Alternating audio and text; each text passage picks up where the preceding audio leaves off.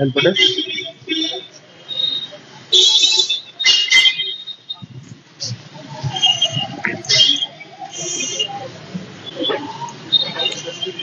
अच्छा, ये help desk है या इसी में जन सुनवाई वाला दोनों एक साथ है?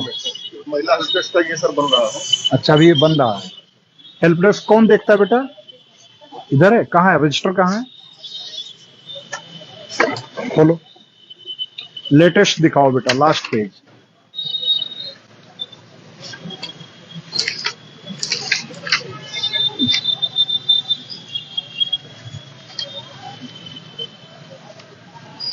सत्रह 17 अक्टूबर 21। इसके बाद कोई आया ही नहीं एप्लीकेशन। ऐसा कैसे हो सकता है? 16/12/21 के बाद 17/10/21 आता है, 17/12/21 आता है। वेद देखो। ये 12 है, 2 लिखे हो। ऐसे 2 लिखा जाता है जो जीरो जैसा हो। कौन लिखा है इसको? आपने लिखा। इसको सही करो, इसको कोई भी 10 ही पढ़ेगा।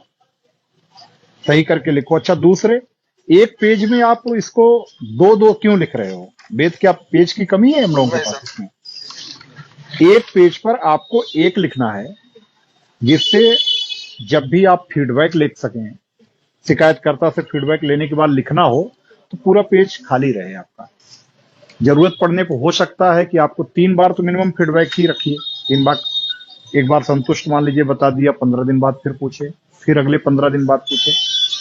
आप इस प्रकार से उसको 45 डेज तक फीडबैक रखेंगे। उसके अलावा मान लो यह भी हो सकता है कि शिकायतकर्ता जो निस्तारण किया गया है शिकायत का, उससे संतुष्ट ना हो। ये भी हो सकता है ना। इसलिए भी रहता है कि इन केस अगर शिकायतकर्ता संतुष्ट नहीं है तो तुरंत किसके संज्ञान में लाओगे आप? किसके संज्ञान में आएगा फिर? प्रभारी के, प्रभारी निरीक्षक के। वो शिकायत दूसरे को देंगे, इसके प्रार्थना पत्र को दूसरे को देंगे, दूसरे उप निरीक्षक या जिसको भी दिया। और फिर जब शिकायत निपट करके आई तो अंतिम निस्तारण तक यही प्रक्रिया दोहराई जाएगी। इसलिए एक पेज में केवल एक लिखना है। ये एकदम याद रहे, क्लियर रहे। कि मैं हर बार कह चुका हूं ये। और देखो, ये ऐसे ही होना चाहिए। ठीक, इस पेज पे पूरा एक रहे। अब इसमें फीडबैक कहाँ लिया है ये बताओ मुझे, कहाँ है ये? तो यहां आपने लिखा कि इस पे लिखना चाहिए फीडबैक तिथि, ये हुआ आज दिनांक को। इतना ही नहीं, यहां तो आपने शिकायतकर्ता के नाम पता में लिख दिया। यहां पर आपको लिखना चाहिए, पेन लाइए, ये क्या होना चाहिए हेडिंग यहां पे? फीडबैक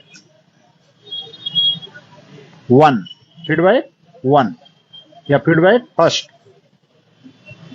आपने फीडबैक फर्स्ट लिया, कितनी तारीख को लिया? 18/12/2021 को। 18/12 को लिया है, आज ही लिया है। हाँ, आज 18 है, 19 है, 19 तारीख, सॉरी। तो आपने ये कर दीजिए, फीडबैक फर्स्ट 18/12/2021। अब इसके बाद 15 दिन बाद दोबारा, जिसे उसने बताया कि वो संतुष्ट है, रह रहे हैं, अलग रह रहे हैं या संतुष्ट है, कोई दिक्कत नहीं है। 15 दिन बाद आपने फिर लिया, फीडबैक सेकंड हो गया, फीडबैक थर्ड हो गया। अगर वो संतुष्ट नहीं है तो ये फीडबैक चलता रहेगा, आपके पास ये पेज खाली है, पड़ा रहेगा। संतुष्टि तक फॉलो अप होना है। और अगर संतुष्ट हो गए तो भी मिनिमम 3 बार फीडबैक लिया जाना है, 15-15 दिन के अंतराल पे। ठीक, ये चीज फॉलो करना है बेटा। शिफ्ट वाइज लग रही है ड्यूटी। एक शिफ्ट में कितने लोग हैं? एक शिफ्ट में 2 लोग हो, इसमें कोई दिक्कत नहीं है। आप क्या देखते हो बेटा? जन सुनवाई वाला है। हाँ, रजिस्टर। अच्छा, ओके, सामान्य रजिस्टर जो हमारे मेंटेन हो रहे हैं उनका है। ये चुनाव रजिस्टर आप मेंटेन कर रहे हो? अच्छा, कितने चुनाव सेंटर्स हैं वेद? 21। इनसे अब इनको जानना चाहिए। वेद बताओ, 21 हैं? ये मतदान केंद्र हैं। और मतदेय स्थल कितने हैं? 14-10-24। पक्का? कुछ कंफ्यूजन है? तुम बताओ। मतदान केंद्र 21 हैं, मतदेय स्थल 24 हैं, ये सही है? मतदेय स्थल समझ रहे हो? सेंटर था। पोलिंग सेंटर हो गया मतदान केंद्र आपका, और मतदेय स्थल हो गया पोलिंग बूथ। हाँ तो वही अभी तो हम एक कई आपके एक सेंटर पर अगर 5 बूथ है, किसी सेंटर पे 6 बूथ है, किसी सेंटर पे 2 बूथ है, और रेयरेस्ट ऑफ रेयर होगा जिसमें 1 बूथ होगा, तो ये कैसे हो सकता है कि 19 सेंटर पे 21 बूथ हो? दोनों लोग कंफ्यूज हो। 21 तो है सर, क्योंकि 11 है सर केवल 21 बूथ है। रोहनिया का और 10 है चितईपुर कट गया है सर। आपके पास केवल 21 बूथ हैं, 11 रोहनिया के, 10 कैंडिडेट सेंटर या बूथ? सेंटर। हाँ, सेंटर। बूथ कितने हैं? बूथ में बूथ नहीं आइडिया ना, तो इसको मैं कह रहा हूं बूथ पर भी ध्यान दें, क्योंकि बूथ का मतलब हो गया कि हर बूथ की अलग अलग लाइन लगती है, और आपका बूथ किसी न किसी गांव या मजरे को या मोहल्ले को इंगित करेगा, तो उसी आधार पर आपकी निरोधात्मक कार्रवाई होनी है। चुनाव को लेकर के निरोधात्मक कार्रवाई शुरू कर दीजिए। विशेष करके जो लाइसेंसी हथियार हैं उनका वेरिफिकेशन के साथ साथ, जो लोग यूजलेसली मतलब रखे हों कहीं पर, इंटरेस्टेड ना हो, तो उनका वेरिफिकेशन शुरू हो जाए। बहुत सारे हथियार बाहर भी होंगे, ऐसा नहीं है कि यहीं पर हों, बाहर रह रहे हैं, तो उनका वेरिफिकेशन, समय से जमा करने की कार्रवाई, और एनबीडब्ल्यू का तामीला। ठीक, ये 2 प्रक्रिया आपको बिल्कुल अभी से गति देनी है। और निरोधात्मक कार्रवाई भी आप पिछले चुनाव और इस चुनाव के बीच में भी जो चुनाव हुए हैं, उनमें भी जो लोग किसी भी रूप में कभी भी फिजिकल वायलेशन में लगे रहे हैं, मान लीजिए किसी के खिलाफ एनसीआर बॉडी ऑफेंस की दर्ज है, एफआईआर दर्ज है, तो आपको क्या करना है? उन सबको निरोधात्मक कार्रवाई के दायरे में ला देना है। 107, 116 की कार्रवाई कब मानी जाएगी? जब 117 में बदल जाएगा। 117 की कार्रवाई अगर आपने कर ली है सीआरपीसी की, तभी आप उनका 122 के तहत जब्तीकरण की कार्रवाई ठीक उसी प्रकार करा सकेंगे जैसे गैंगस्टर अधिनियम में आप जब्तीकरण की कार्रवाई कराते हैं 14(1) में। एचएस की क्या स्थिति है? कितने हिस्ट्री सीटर्स हैं अपने? 59। कितना? अच्छा, रजिस्टर, मेन रजिस्टर्स जो मैं बता रहा हूं उनको वहां लेके आना है आपको। कौन है मुंशी? कौन है? आइए, इधर हैं, आइए ऑफिस में आइए। अच्छा, ये ऑफिस है अपनी। रजिस्टर बेटा निकालो, फ्लाई सीट, ठीक है? एचएस की फ्लाई सीट समझ रहे हो ना? फ्लाई सीट निकाल लो, त्योहार रजिस्टर निकाल लो, गुंडा रजिस्टर, ठीक, और उसके बाद एनसीआर जांच रजिस्टर, एससी एसटी और महिला उत्पीड़न संबंधी अपराध, और समाधान दिवस और संपूर्ण समाधान दिवस, और इसके अलावा हत्या बलवा रोकथाम रजिस्टर। इतने रजिस्टर निकाल करके लेकर के आओ, ठीक? लेकर के निकाल करके आओ ऑफिस में। आओ बेट, इधर आओ। इसमें बनवा रहे हो? इस केबिन में? ठीक, बढ़िया। और ये क्या है ऑफिस?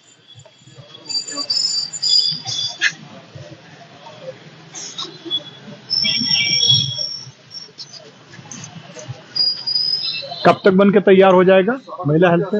नीचे फर्स्ट करवाना है और लाइटिंग करवाना दिवसाधिकारी कौन है? Day officer? एक तो दिवसाधिकारी और एक रात्रि अधिकारी होते हैं ना, 12-12 घंटे की शिफ्ट वाले। इधर आइए। आप ही हो दिवसाधिकारी? आप ही हो? अच्छा, आप दिवसाधिकारी के रूप में देखो, पहले भी यहां पर एक बार कंप्लेन मिल चुकी थी, वेद आपके आने के पहले की स्थिति है, मालूम होगा, जो बाद में देहात क्षेत्र में कि कोई व्यक्ति ने शिकायत की थी कि यहाँ आया और उसकी उस समय गुमशुदगी नहीं लिखी गई थी, बाद में जो इंसिडेंट हुआ था देहात क्षेत्र में। तो जो भी दिवसाधिकारी रहे, रात्रि अधिकारी रहे, आप परफेक्ट जिम्मेदार होंगे। कोई भी शिकायत करता आया तो वो हर हाल में अटेंड किया जाना चाहिए। इंश्योर करिए, अगर वो एफआईआर के लिए आया है तो भी आप तुरंत एफआईआर दर्ज करिए। आवश्यक जहां भय समझ रहे हैं आप, इमीडिएट अपने, अगर यहीं पर उपस्थित हैं प्रभारी, उनसे बताइए, नहीं उपस्थित हैं फोन से बताइए, या जहां भी आवश्यकता है, जो भी हमारी सेट प्रैक्टिस है बताने की, बताइए। लेकिन हमारी प्रैक्टिस के कारण ये स्थिति कतई ना हो कि वो अनअटेंडेड हो। बात समझ रहे हो ना? अनअटेंडेड नहीं होना चाहिए। उसका जो भी ग्रीवांस है तत्काल देखा जाए, ये निश्चित करना है। रजिस्टर मंगा लो वेद, आते हैं।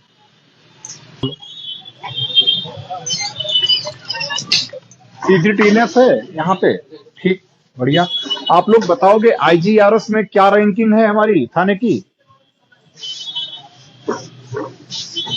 इस समय? निकाला है, देखा है? अच्छा, तो जो भी लंबित है थाना स्तर पे वेद, इनको समयबद्ध तरीके से सबका और गुणवत्तापूर्ण निस्तारण हो जाए, किसी भी रूप में कोई भी डिफॉल्ट में न जाए, और किसी भी रूप में ऐसी स्थिति ना हो कि कोई असंतोष की ही परिभाषा में आऊं, जो हो निस्तारण होता जाए। विवेचनाओं के निस्तारण में क्या स्थिति है? योजनाएं तो बहुत कम हो गई सर, और मेरे ख्याल से 203 पे है अभी। कल का आंकड़ा 200। रैंकिंग क्या है विवेचनाओं के? आप निकाल करके प्रिंट आउट लेकर के आइए, देखें कि क्या है कि पूरा ओवरऑल कितनी टेंडेंसी में दुरुस्त है काफी। तो वेद ये आपने इधर मेहनत कराई, क्योंकि मैं पिछली बार आया था तो साफ सफाई की स्थिति अच्छी नहीं थी, तो साफ सफाई तो काफी बढ़िया दिख रही है। ये कच्छ तो था, लेकिन मुझे लगता है कि ये, हाँ, इस तरीके से नहीं था, तो इसके लिए साफ सफाई की व्यवस्था अच्छी रखवाने के लिए इनको अपनी तरफ से प्यारो सा इनाम भी हमारी तरफ से वेद प्रकाश जी के लिए लिखिएगा। इसमें अच्छी व्यवस्था है, साफ सफाई के लेवल मेंटेन रहे, ये चीज इंश्योर करना है।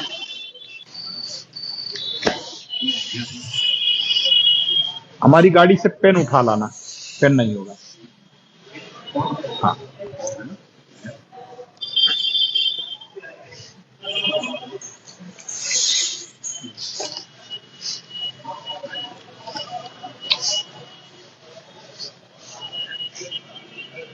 में त्योहार बीता है, कौन सा प्रकाश त्योहार बीता है?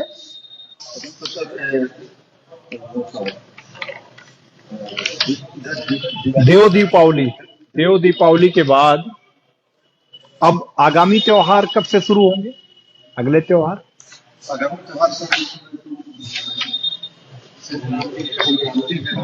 मकर संक्रांति, पूजा है, खरमास के बाद शुरू होंगे त्योहार। त्योहार रजिस्टर अप टू डेट है? ठीक है, ठीक है, कलम ले लीजिए।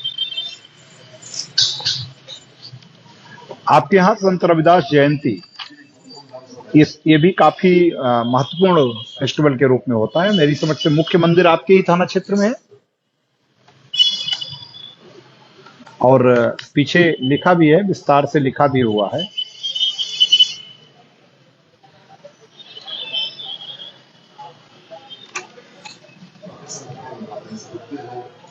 ये इस बार कब पड़ेगा? फरवरी में।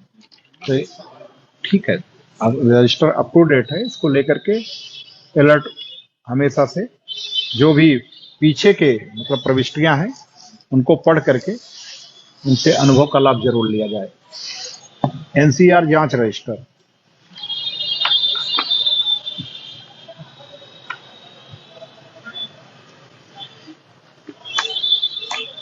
ज्यादातर में 107, 116 की कार्रवाई दिख रही है पीछे, हालांकि बाद में अब इधर 151 की कार्रवाई शुरू हुई है। ये चीज ध्यान देना है इसमें कि जो 151 की कार्रवाई हो, वे अनिवार्य रूप से अगर दोनों पक्ष मान लीजिए लड़े हैं, दोनों पक्ष हिंसा में संलिप्त रहे हैं, तो दोनों पर हो। लेकिन अगर एक पक्षीय रूप से किसी ने मारा पीटा है किसी को, तो हमेशा 151 की भी कार्रवाई एक पक्षीय होनी चाहिए, और यही तभी सही न्याय मिल पाता है। अगर 151 की कार्रवाई, मान लो एक व्यक्ति ने किसी व्यक्ति को मारा पीटा और आपने ला करके 151 में दोनों को बंद कर दिया, तो ये मेरी समझ से मतलब कहीं ना कहीं से जस्टिस तो भूल जाइए, इनजस्टिस बहुत गलत तरीके से डिलीवर करना हुआ उस व्यक्ति को जो पीड़ित है, क्योंकि वहां पर तो पहले भी पिट चुका और आपने दोषी के साथ उसको भी हवालात में डाल दिया। तो ये स्थिति कतई नहीं होनी चाहिए। 151 की कार्रवाई अनिवार्य रूप से आक्रामक पक्ष के खिलाफ एक पक्षी तरीके से करिए। हाँ, अगर दोनों पक्ष मारपीट में एज ए ग्रुप लड़े हों, दोनों का 19-20 ही सही अंतर हो, बट मतलब मारपीट में दोनों शामिल हों, तब दोनों पक्ष पे करिए। बट मतलब अगर एक पक्षी मारपीट का है तो उसमें एक पक्षी ही 151 की भी कार्रवाई की जाए। अच्छा, साथ ही साथ 107 116 जितने में हुआ है, ये 107 116 का फॉलो अप करें, क्योंकि हम लोग पुलिस कमिश्नरेट सिस्टम में हैं। एसीपी साहब की जो कोर्ट है वहां पर आप इसको पहुंचा करके 117 में शामिल कराएं। 116(3) की प्रक्रिया पूरी करा करके अपने जो जांच अधिकारी हों उनसे 117 का ऑर्डर जरूर कराएं, तभी ये ऑर्डर इफेक्टिव होगा। 107 116 केवल करके छोड़ने से कोई फायदा नहीं है। दूसरे, आप इस समय जिनका भी 117 करा लेंगे वो सारे आपके लिए चुनाव में भी बहुत कारगर रहेंगे। क्यों? क्योंकि 6 माह के लिए आप का ऑर्डर 117 का होता है और तब तक आपका जो चुनावी प्रक्रिया है वो परिपूर्ण हो चुकी होगी। तो यानी कि नेचुरल में भी जो लोग बॉडी ऑफेंस में शामिल रहे हैं उन्हीं पर आप कार्रवाई ये करेंगे। और जब बॉडी ऑफेंस में शामिल व्यक्ति जब सामान्य अपराधों में शामिल है, सामान्य रूप से किसी से लड़ झगड़ रहा है, तो पूरे चांस ये भी हैं कि वो चुनाव के दौरान भी इस प्रकार की अशांति करने की स्थिति उत्पन्न करना चाहे। तो हम पहले से इस पर नजर रखें।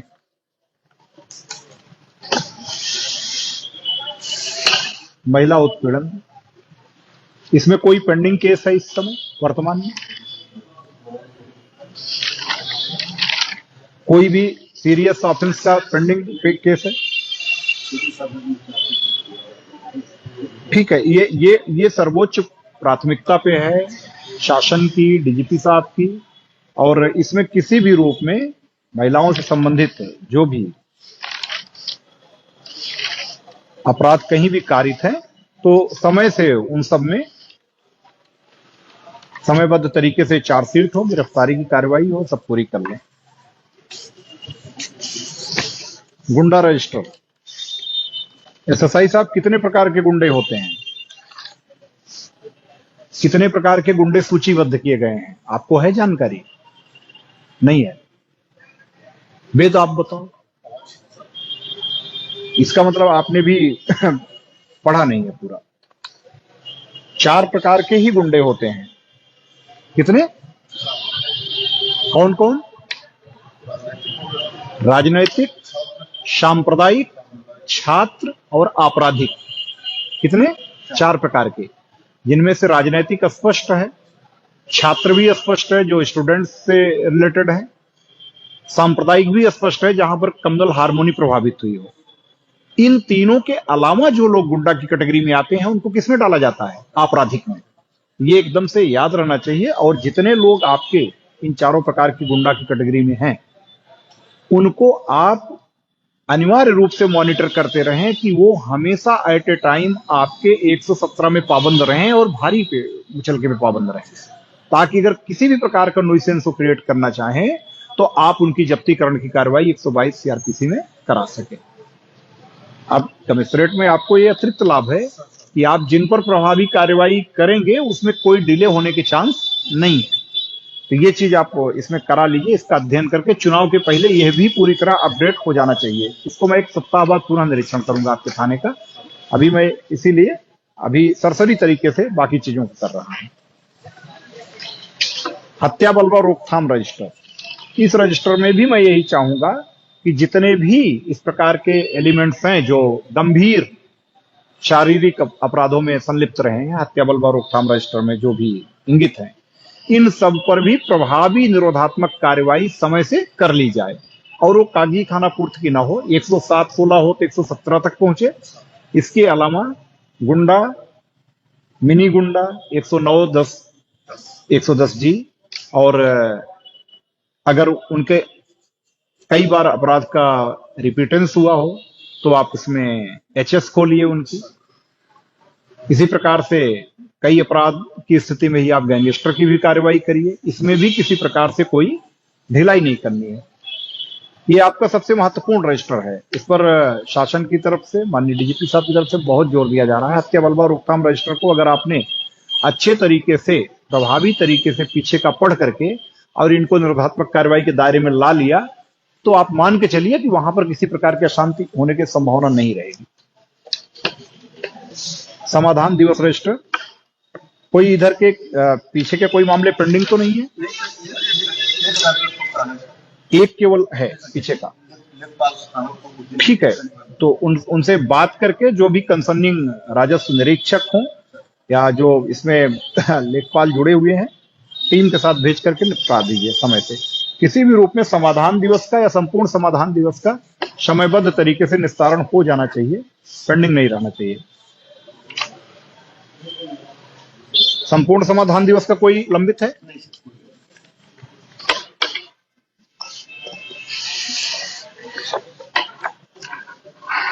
ये आपकी एचएस की फ्लाई सीट है।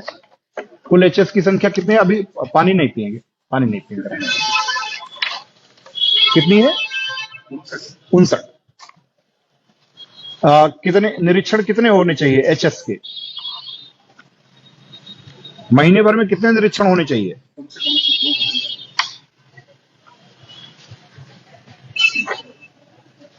दो होने चाहिए। अच्छा, दिन में या रात में?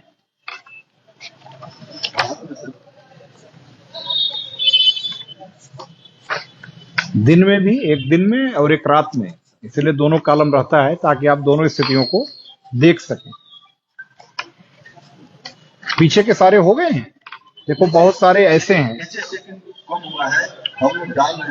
जो एचएस, देखो अब ये देखो 65 ये मैंने खोला है जायके के लिए, कल्लू यादव और फनिल यादव, कोई निरीक्षण नहीं हुआ है, ठीक है ना, ब्लैंक है। ऐसी स्थिति नहीं होनी चाहिए।